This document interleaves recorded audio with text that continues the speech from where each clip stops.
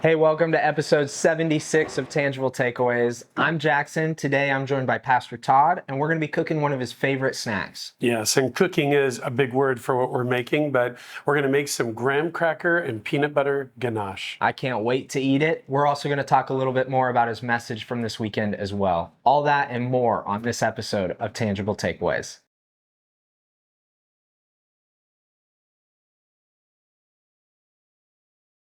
Pastor Todd, thanks for being on. I'm so glad to get to be here with you today. It's going to be fun. You got to tell me now we're doing our first cooking segment here on Tangible Takeaways.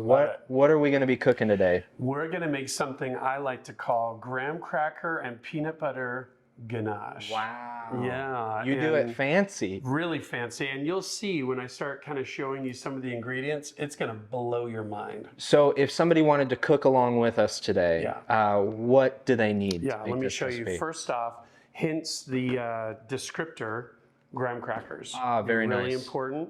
And secondly, what would also be equally important is peanut butter. I would recommend both these brands, though I'm not getting any kind of revenue from either Honey Maid or Skippy. By the way, peanut butter chunky, big win for this particular dish. So no kickbacks, those are just the best. It's just the best, it's just truthfully the best. And so maybe if I can, do you want to make it with me? Yeah, I'd love to. Yeah, teach me how to make it. What this is really going to show, Thank you. And this, by the way, this really does need napkins. This can be a messy deal. Happy plates. The ganache goes down like that. And so this is how it works. This is going to really demonstrate the importance of how I was a mama's boy growing up and learned to do very little, if any, cooking or baking or anything. I was wonderful at sampling all of my mom's stuff. You could say, that tastes good. I was great. I should have been a food critic, but not so much at the actual baking. You may take 4 of those. 4 of them, okay. Yeah. So these are halves, right? Halves of graham crackers. They come halved already? This kind is really, Party foul? Party foul. We're gonna have to open up another box. I was of the persuasion there were typically 8 of these. Look at this. We were shy when I opened a box that was not complete. Maybe Honey Maid's not the one to go with. They didn't give me any money for this. I think they should have. They should have gotten this figured out long before I opened these up. All right, so you're gonna take 4 graham crackers. This is how you're gonna lay them out. You're gonna lay them out as such. Okay, so 2 in the middle. And then take these 2 off to the side for a little bit. Okay, these are off to the side. Then we're going to take our wonderful... Do I want perforation? Is there a perforation? Can be on the downside, actually, and you'll see why in a moment. Then you're going to take your wonderful peanut butter. I tend to be pretty thick. Generous? Generous is a great word. With my peanut butter slathering would be the way I wouldn't even call this really spreading. And you'll know it can lop off a little bit on the sides, no problem. Hence the mess. Yeah, and then you'll want to do that on both sides of the graham cracker. The beautiful thing about these being halves, rather than a full, the full ones break quite easily, but now at half size, you're totally good to go. They stay pretty solid. You're welcome to do the same. So generous. We thinking like that's looking good right there? That's looking good. Okay. Yeah, just lop it on there, slather away. You're going to want to lay it on. What's the backstory on this? How long have you been making this? So growing up as a kid, my mom, this is the wild thing, this is what shows my growth as a human being. My mom would even do this part of literally making the graham crackers and the peanut butter, was not as generous with the peanut butter as I am. You've added a couple tweaks. Yeah, and we would have these kind of like post-breakfast cereal. My family believed in a dessert-ish thing at most every meal. So this would be breakfast dessert on certain days. This is dessert to breakfast. Yes. Okay. And then what you're going to do when you're done, you'll place said half graham cracker. Just stick her in there. It's okay. This is how Todd does it. My mom would not have. Place said graham cracker on top. On top. On top. Do I want a smush or? A little smush is fine. A little smush. Yeah. Then you're set.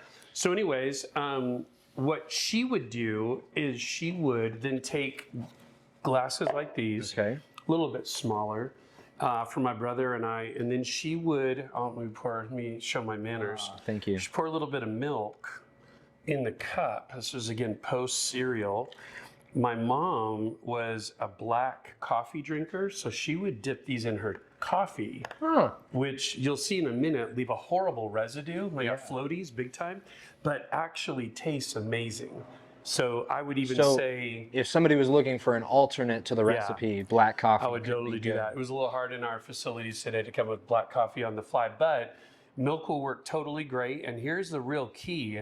You're going to snap this in half. You're going to make these into quarters. And what you're going to, and the reason why is dunking gets difficult, but a quarter works really well. So you're going to get as clean of a break as you can. Important to have the perforations maybe going on the same. Yes. That was bad. Now, let me give you this trick of the trade. I'm embarrassed. Because you're going to drip, this is how it's going to go. You're going to put your milk cup on your plate. So when you dribble, you will dribble onto the plate. And this is the key. You're going to pick up one of the quarters. You're going to dunk about halfway down. Leave it there for about 3 or 4 seconds. Lift up and ingest. Really soften the graham cracker there. Just enough. Too much, too soggy. Too little, too crisp. Just right. And this is it. Like, this is the extent of my cooking, baking mastery. Do you still eat it as breakfast dessert, or when's your kind of typical timing that this is coming? I figured out how to use this any time of the day. I love this. I eat it often, and you growing up in my home could attest to that. My other kids would as well. And it just makes for a really great snack. Those who are good baker, chef people will recognize this is not ganache in any sense of the term. So I apologize. It just rhymed with graham really well. They might say it's ganache. That's good. Let's go with that. Yeah. Graham cracker and peanut butter ganache. And there's our floaties. Definite to a T. Yeah. So that's a. There's no way you're going to escape. You are going to want to expect floaties for sure. That's it. Thank you for showing me this. This is a pretty quick, convenient, easy recipe. I will say I was pretty familiar with this recipe, but what is new to me this time around is the note about being able to do it with black coffee. I've never tried it, but now I'm imagining that could be a good thing. Yeah, and the win is with black coffee, right? There's no creamer, there's no sugar. So it's that straight up just coffee taste. And as a kid who couldn't stand the taste of coffee, my mom would dip those for me and I'd be able to get a bite out of her. I was like, that doesn't taste half bad with a little bit of chocolate and graham cracker or peanut butter and graham cracker. So, and I know that there's some people who even, throw like a little butter or something like that in their coffee. So I'd imagine that that's like a similar you've got a base there. That it kind of works. So by the way, I didn't just do this recipe to do it. I'm eating this. So just so you know. Oh no, I'm right here with you. So tell me this, whole reason why we're doing this is because this series that we're diving into, Place at the Table, has a heavy emphasis on food. What was kind of let's just go to kind of conception of the series. What drew you to this kind of topic and made you think like, man, this would be a good thing for our church to dive into the meals in Luke? Yeah. Well, one thing I'm excited about in our series, Eric Thomas, a friend of High Desert Church, Biola professor, associate pastor, elder at his church down in La Mirada.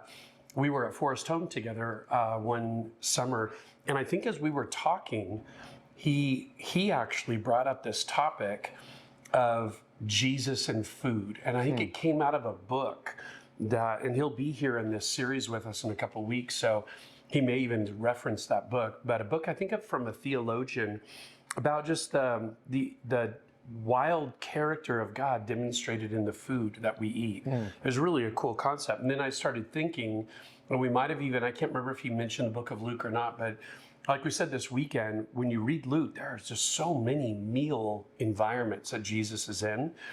And I just thought, what a great way. It's the food like we're doing right now is fun, and I'm sure that was a part of it, but what happens at a meal can often be just great conversation. And the kind of things you could talk about that you wouldn't necessarily talk about just walking down the road or driving in the car, but there's something about breaking bread together, sharing, passing across the table, appreciating the chef, the cook, all those things that just, it seems to be really rich. So that's kind of where it came from it's really interesting. Luke, more than any of the Gospels, talk about Jesus at the table with people. I thought, That's where a lot of great community happens.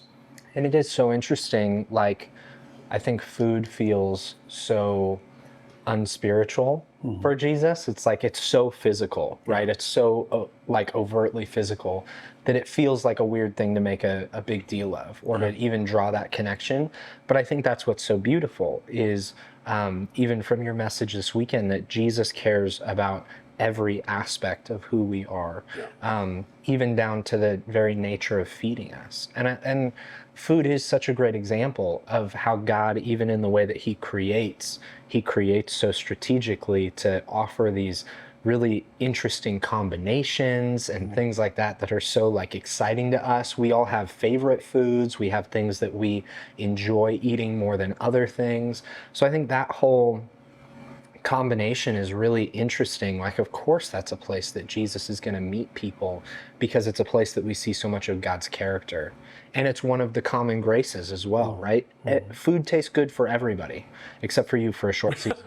No, bro, that's a long season. Almost 5 years. Yeah. That was a long time. Yeah, couldn't taste or smell for a little bit. But generally, food tastes good for everybody. And so such a cool space that Jesus kind of invades in his earthly ministry, because it's this convergence of all these things. You've got need, like I'm not going to go very long without food, so I need food. Then you have desire too. Food is one of the things that most of us, we just want. You know, it's not just a need, but it's like, I actually would like to eat X, Y, or Z. I enjoy eating this. So you've got need and want, and then you've got that other convergence of community. So you bring God into need, want, and community. That's kind of like the whole centrality of like where he does his work. So it makes a ton of sense that he shows up there. Yeah. I'm also concerned about this next break here because Let's see how you do. I did poorly last time. I only did my first break. Let's see how I do on my second. I went the other way. So Mine was it worked okay. out. It worked out. Less than stellar, but okay. So note from this is don't put too much pressure on yourself, I guess. Yeah, it's okay. And these don't really, this particular brand doesn't have great perforated lines like other ones do. So even more have realistic It's nice because it's expectations. pre-halved, but yeah, you don't want, Talked about it. don't have good perforations. There's truth to that. So tell me this, if I'm looking to lean in and look at God as this person with unlimited resources instead of viewing him in a very limited way, which the example of feeding the 5,000 is so good for. I see that in the story, right? I see this like, Jesus, there's no way you could do this. But then like everybody's mind is blown. But then I'm also sitting there thinking like, that's great, but Jesus isn't over at Hook Park. He's not here with me now, physically. So how do I, when I reach a crisis or I reach something that's not going well and I'm in need, how do I look to God with that confidence of his unlimitedness, as I'm assuming, likely, I will not continue to get more graham crackers and peanut butter as I keep breaking them the same way that he did. So how do I, when I haven't seen that level of his unlimitedness, how do I practically kind of tap into that perspective? Yeah. I think it's the last thing that you just said that really is the issue. When I haven't seen that level of his provision or his care in my life. And the wild thing is, for many of us, we have seen significant ways he has cared for us, but we have amnesia. We keep forgetting, God, when I was so sick and people prayed for me, man, doctors didn't have a good answer, but I got better. God, when I thought that this relationship was over and there was no healing that we were going to find, God, look how you brought two people to a place that we could reconcile. God, when I had that medical bill, that financial thing, my problems, I got in a car wreck and now I got to pay for X. There was no way. And the thing is, I think we've seen God provide in ways. They might not be exactly what we need in the moment. And that's what I thought was so powerful about the story yesterday. It wasn't the first miracle the disciples had ever seen. Yeah. they'd seen him do other things. They hadn't seen him do this one, Yeah. right? As though it's like a trick. In this It's not. particular They hadn't setting. seen him feed thousands of people, but they had seen him cast out demons. They had seen him heal the sick. He'd done powerful things. That night, he's going to now show his mastery over nature by calming the water. And it's a wild thing. They just saw him feed thousands of people from a kid's lunch. And then they're blown away. Who is this that commands the sea, even the seas? They're still And, freaking out. The same guy who came up with all that food at lunch earlier today. So I think, and again, not to be hard on the disciples, because we see that in our own lives. God, I haven't been here before. I'm not sure how you're going to meet this. And I think part of our problem is we don't do that commemorating well. We don't go backwards and just say, God, and I think we even started the calendar year that way here at HCC. I failed to mention that yesterday, but it was stacking rocks, looking back at 2022. God, where were the areas of your faithfulness? How did you show yourself strong and present in my life? How did you meet needs? And I think if we keep failing to remember, it's almost like Groundhog Day. Every time we have a new need, oh my gosh, there's no way this is going to work out. Yeah. And I just go, at what point in my life am I just going to keep playing the same song before I realize, man, God has unlimited resources, but I keep getting worried about my limited problem. And I just think that commemorating, stacking rocks, whatever it takes, is just such a huge thing to help us go, God, I don't know how you're going to do this, but I trust you. I don't know how you're going to do this, but not sarcastically. Here's the little kid's lunch. Yeah. Because I read into that. Maybe Andrew, in full faith, believed that was going to be the ticket. Yeah. It's hard for me to think that. Seems pretty snarky. But I just go, man, I want to in faith go, God, there's not much here, but I've seen you be faithful before. Why do I just so quickly go to doubt? And I'm almost kind of hearing in what you're saying, like part of our problem is we do a little bit too much apples to apples comparing. So it's like, I've been in this situation before with God, and he's been proven faithful. But I was kind of sick here, I'm really sick here. Yeah. Or that was with illness, this is with finances. Sure. Or illness and now I'm in a car accident, or whatever it is. Like, we're doing too much comparing the apples to apples, saying, okay, I see that he could do this, but that doesn't mean that he can do X, Y, or Z over here. And I think we're not seeing what he's done for us in the past as a demonstration of his sovereignty and power over everything. Yeah. We're seeing it as, like, I think similarly maybe to the disciples, even in the example that you're giving. Well, he can heal people. He can cast demons out. If everybody here was sick or there was a bunch of demon-possessed people, he could handle it. Yeah. But this is different. They're hungry. Yeah. So and that's the other thing about it that's so interesting. Again, back to hunger not feeling spiritual to us. It's like so overtly not feeling spiritual that they're like, well, it's not a spiritual problem, right? It's a physical problem. How could he be helpful in this area? And I think that, like, I'm convicted about that when I think about that more, because I look at my own life and I say, man, how much do I kind of put God into a box? And I say, well, he does these things really well. It's not even like I've totally forgotten them. He's provided for, there are so many people. It's so interesting when I'll interview somebody for their baptism or something like that. It's so interesting the things that'll come up. There's always probably at least one in their story. And what I hear a lot is a car accident that they should have died in, that they didn't. I hear that one a ton. But sometimes it's financial, sometimes it's a health thing. And so we have those kind of like, that's my pillar that I come back to, that God showed up for me in this way.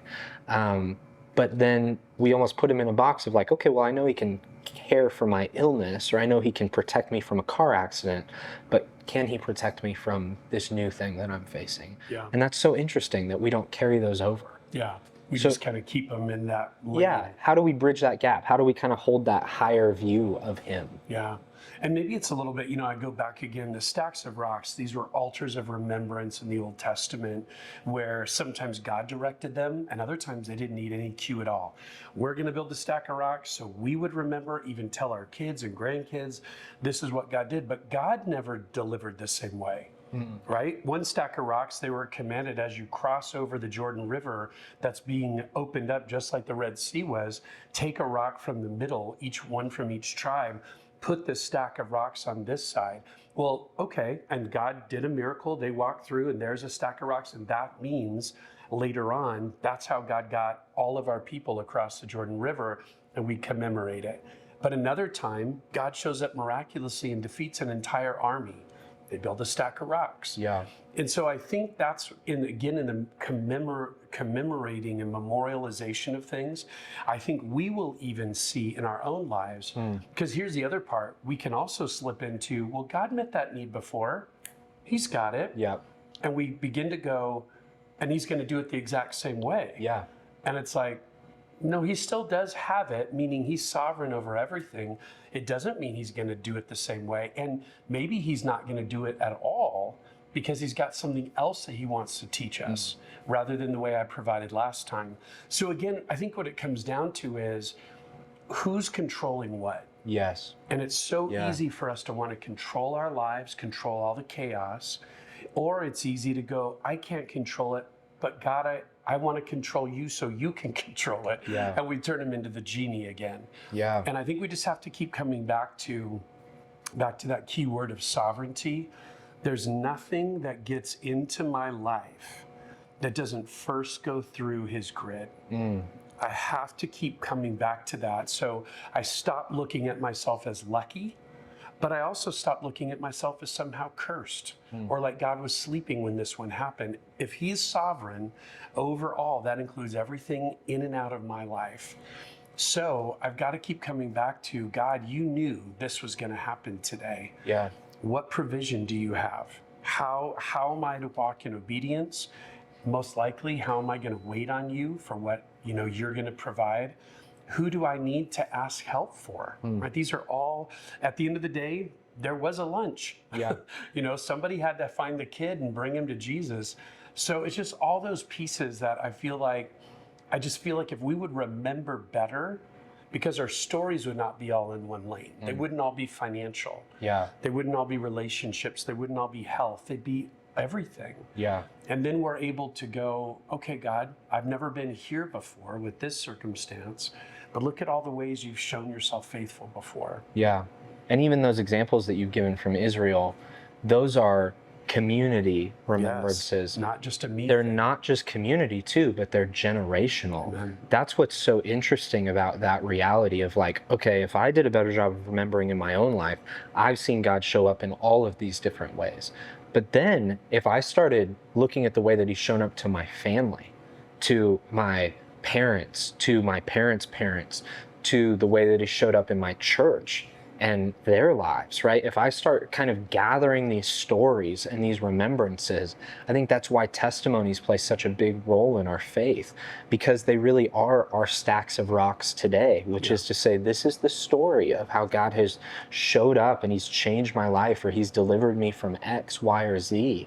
I think that's such a significant thing because it should boost that confidence that like, okay, well, if he showed up for this person this way and this person this way in the same problem, but it was two totally different ways, then man, how can he show up for me in a very similar problem? And it might not be either of those ways. It might be a third. Yeah. And such a great reminder too, that he can fill the need however he wants to. Yeah.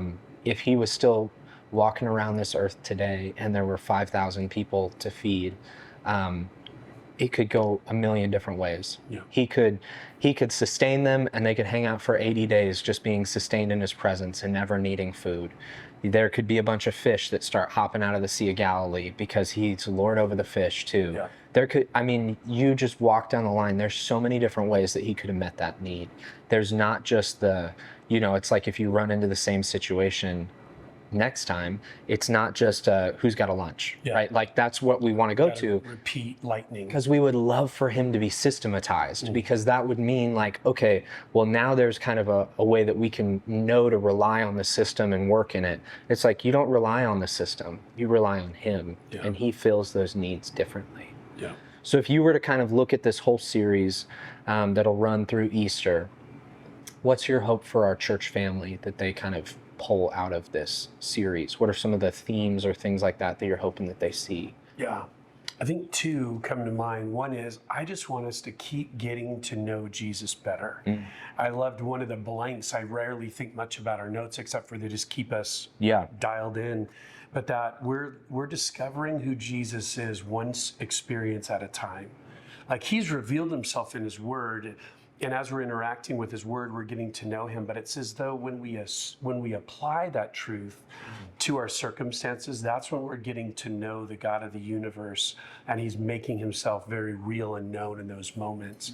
And so my hope is in different experiences around a table, as we hear Jesus teach, as we see him heal, as we see him be worshiped, and multiple other environment or things that happen, I'm excited about we will get to know the Jesus that we love and that we follow even better in these next few weeks leading up to the resurrection. And I think my other one is back to what we just said a minute ago about community. We're a church who really believes in the power of influence, the power of relationships. That's how most of us have come to faith in Christ, is through that oikos connection. We know that we're commissioned and called to be people of influence in our worlds. And I just think maybe especially kind of on this side of when we were so isolated from one another, maybe a reminder about the value of what happens around tables, what happens at a meal. And maybe we'll be reminded of that they're just profound conversations, and sometimes the simple ones that happen when we break bread together. And so I'm hoping that our church family will really take thought about the people in our networks, our oikos relationships, and just say, man, I just want to get a meal with you. I want to catch up. I want to connect. I want to ask you more about your story, what God's doing in your life. And if you want to know, I'll share what he's doing in mine. And I just feel like that would be a big win for us as a church family to go, what's the power of breaking bread together that can really lend itself to some really great conversations? Yeah, there's such, I think when we start looking at the table missionally, like Jesus looked at the table, that's what's so interesting about the people that he sits with, is they're just never the right people. It's nobody's ever happy with who he's sitting with. And he has such strategery around who he accepts invitations from, who he's willing to sit with. And there's a real like leaning into where he's welcome too. Like that's what's so interesting, is you kind of wonder to yourself, like, man, I wonder why Jesus didn't have more meals with the Pharisees and the religious people. And there's those passages that he says, I'm here for the sick. But then I think there's also another real sense that he kind of does sometimes, and it doesn't really seem to go well because he's not welcome there. And so there's this uniqueness to looking at Jesus at a table to say, how can I make sure that he's welcome in my life, that he's welcome at my table, and that I make room, because he is going, his influence, his power is going to grow where he is welcome. And so how can I make that kind of fertile ground in my own life where he's welcome here? But then at the same time, man, how could I be a little bit more strategic like Jesus was? He looked at the table as this holy, sacred place that really became a mission field for him, to get to have people's ears for a dedicated period of time. Like, you might not like to hear what I'm gonna say, but you want to finish this food, so I know I've got you for at least that long. And it's like, that's a really interesting, way to look at it. And people are probably a whole lot less interested in coming over to our house for a debate about their faith than they are to come over to our house for a meal, to be cared for, to be heard, to be asked questions, and then to be given some truth as well. And so I think you mix that together, like, this could be a really potent series for us as a church family. Yeah. I'm excited for it. That's great. Well, thank you for teaching me how to make some You're welcome. ganache here. Yes, ganat. I like that word better even. Yes, some graham cracker, peanut butter ganache. I'm going to ask a question for them. I know the answer to it. You drink this or you throw it away? I tend to, floaties and all. Yes, floaties and all. It goes down. I'm here for it. You're going to do it for it? I'm a little behind you, so you're just going to have to trust me. I did it later. It's yeah, it's good. It works. It works. Well, because the beauty of this recipe is every time you have peanut butter, you're like, I wish I had, a nice glass of milk to go with it. Yeah. This is built into the whole design of it. Yeah, and the bummer is once in a while, you'll have 2 of the 3 components, but not the third. That's all you can think about. Yeah. When do I get me some more graham cracker, peanut butter, ganat? Yep. You're going to get addicted. Well, thanks for joining us here on Tangible Takeaways. We hope it's been beneficial for you. Don't forget to like the video, maybe share it with a friend, and subscribe so that you get future video updates as well. And let us know there in the comments if you decide to make some graham cracker peanut butter ganache alongside us. Give your rating of Pastor Todd's snack 1 through 10. We'd love to know what you think, floaties and all. 11. That's it for this week. We'll catch you guys next week on Tangible Takeaways.